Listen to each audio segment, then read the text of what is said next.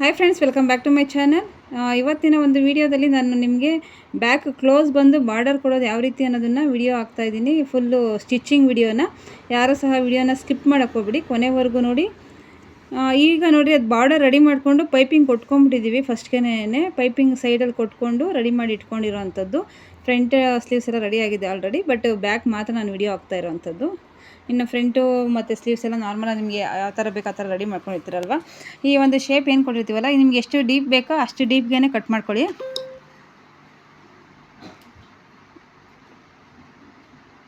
ನಂತರ ಮೇಯ್ನ್ ಪೀಸ್ಗೆ ನೀವೇನು ಕಟ್ ಮಾಡ್ಕೊಂಡಿರ್ತೀರಲ್ಲ ಈಗ ಲೈನಿಂಗ್ ಪೀಸ್ನ, ಅದನ್ನು ಅಟ್ಯಾಚ್ ಮಾಡ್ಕೊಳ್ಳಿ ಫುಲ್ಲು.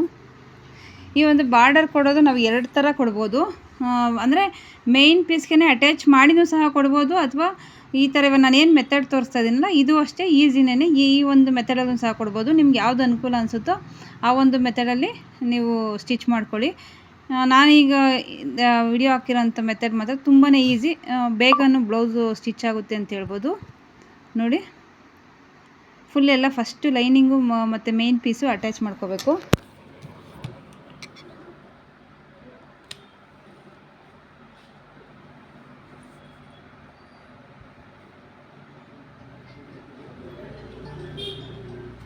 ಫುಲ್ ಎಲ್ಲ ಅಟ್ಯಾಚ್ ಮಾಡ್ಕೊಂಬಿಡಿ. ಅಟ್ಯಾಚ್ ಮಾಡ್ಕೊಂಡಿದ ನಂತರ ಇದನ್ನು ನೋಡಿ, ಎಕ್ಸ್ಟ್ರಾ ಪೀಸ್ ಏನಿದೆ ಅಲ್ವಾ ಅದೆಲ್ಲ ಕಟ್ ಮಾಡ್ಕೊಳ್ಳಿ.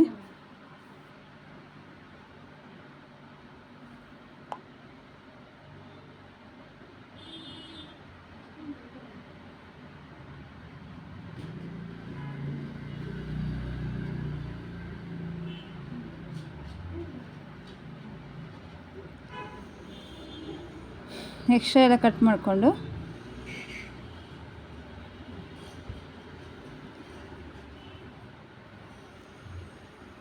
ಈಗೇನು ನಾವು ರೆಡಿ ಮಾಡಿ ಇಟ್ಕೊಂಡಿರ್ತೀವಲ್ವ ಬಾರ್ಡರ್ನ, ಆ ಬಾರ್ಡರ್ನ ಕೂರಿಸ್ಬೇಕಾಗುತ್ತೆ.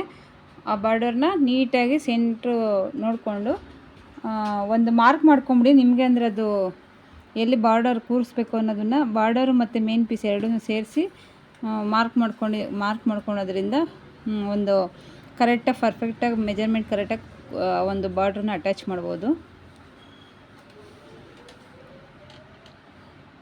ನೋಡಿ, ಈಗ ಯಾವ ಮೆಥಡಲ್ಲಿ ಅದು ಎಷ್ಟು ಬೇಕೋ ಅಷ್ಟೇ ತೊಗೊಳ್ಳಿ. ಎಕ್ಸ್ಟ್ರಾ, ಯಾಕೆಂದರೆ ಕೆಲವೊಂದು ಟೈಮಲ್ಲಿ ಬಾರ್ಡರ್ ಕಮ್ಮಿ ಇರೋದ್ರಿಂದ ಸಾಲ್ಟೇಜ್ ಬರ್ಬೋದು. ಹಾಗಾಗಿ ಪೈಪಿಂಗ್ ಎಷ್ಟು ಇಡಬೇಕೋ ಅಷ್ಟೇ ಇದಿದ್ದು. ಕೊನೆಗೆ ನಾನು ಇದು ಸಾಲುತ್ತೋ ಇಲ್ಲೋ ಅಂತ ಅಂದ್ಕೊಂಡಿದ್ದೆ. ಬಾರ್ಡರು ಆಯಿತು, ಯಾಕೆಂದರೆ ಇದು ಬ್ಲೌಸ್ ಪೀಸ್ ಕಟ್ ಮಾಡಿದ್ದೇನೆ 60 ಸೆಂಟಿಮೀಟರ್ ಅಷ್ಟೇ ಕಟ್ ಮಾಡಿದ್ದಂಥದ್ದು ಇದು ಬ್ಲೌಸು. ನೋಡಿ, ಈಗ ಸ್ಟಿಚ್ ಹಾಕ್ಕೊತಾ ಇದ್ದೀನಿ.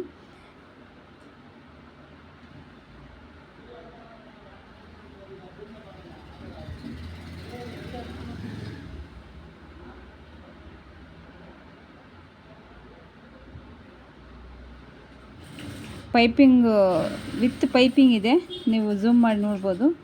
ನೀಟಾಗಿ ಕುತ್ಕೊಂಡು ಈಗ ಇದೇನು ಎಕ್ಸ್ಟ್ರಾ ಇದೆಯಾ ಅದನ್ನು ಎಕ್ಸ್ಟ್ರಾ ಕಟ್ ಮಾಡಿಕೊಂಡು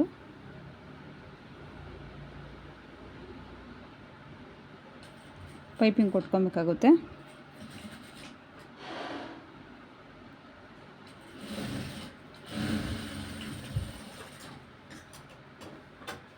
ಯಾಕಪ್ಪ ಎಲ್ಲದರಲ್ಲೂ ಪೈಪಿಂಗ್ ಕೊಡ್ತೀವಿ ಅಂದರೆ, ಈಗ ಮುಂಚೆ ಆಗಿದ್ದಿದ್ರೆ ಎಮ್ಮಿಂಗಿಗೆ ಇಲ್ಲ ಲೈನಿಂಗು ಒಂದು ಪಲ್ಟಾಯಿಸ್ಬಿಟ್ಟು ಸುಮ್ಮನೆ ಆಗ್ತಾಯಿದ್ವಿ. ಬಟ್ ಈಗೆಲ್ಲನೂ ಎಲ್ಲ ಕಸ್ಟಮರ್ಸು ಅಷ್ಟೇ ಫಿನಿಶಿಂಗ್ ಬೇಕು, ನಮಗೆ ಒಂದು ಚೆನ್ನಾಗಿ ಕಾಣಿಸ್ಬೇಕು ಅನ್ನೋ ಒಂದು ಇಂಟೆನ್ಷನಿಂದ ಕೊಡಲೇಬೇಕಾಗುತ್ತೆ. ಈಗ ಕೆಳಗಡೆ ಇದರಲ್ಲಿ ಏನಿದೆಯೋ ಅದು ಎಕ್ಸ್ಟ್ರಾ ಕ್ಲಾತ್, ಅದಕ್ಕೆ ನೋಡಿಕೊಂಡು ಪೈಪಿಂಗ್ ಕೊಟ್ಕೊತಾ ಇರೋವಂಥದ್ದು.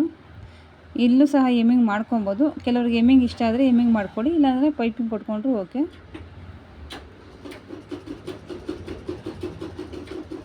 ಈ ಥರ ಪೈಪಿಂಗ್ ಕೊಡೋದು ಈಸಿ. ಮತ್ತು ಈ ಥರ ಆಗಿಲ್ಲ ಅಂತಂದ್ರೂ ಥ್ರೆಡ್ ಪೈಪಿಂಗ್ ಹೊಲ್ದ್ಬಿಟ್ಟು ಒಂದು ಏನು ಲೈನಿಂಗ್ ಪೀಸ್ ಇರುತ್ತಲ್ಲ ಆ ಲೈನಿಂಗ್ನ ಕೊಟ್ಟು ನೀವು ಮಾಡಿದ್ರೂ ಸಹ ಎಮ್ಮಿಂಗ್ ಮಾಡ್ಕೋಬೋದು. ಅಥವಾ ಎಮ್ಮಿಂಗ್ ಮಾಡಿಲ್ಲ ಅಂದರೆ ಇದು ಯಾವ ಥರ ಫೋಲ್ಡ್ ಮಾಡ್ತಾಯಿದ್ದೀವೋ ಅದೇ ಥರ ಫೋಲ್ಡ್ ಮಾಡ್ಕೊಂಡ್ರೂ ಕರೆಕ್ಟಾಗಿ ಬರುತ್ತೆ.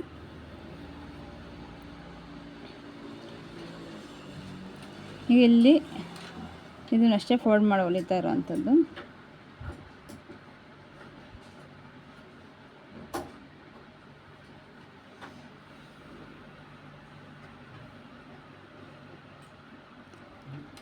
ಇಷ್ಟೇ ಇದು.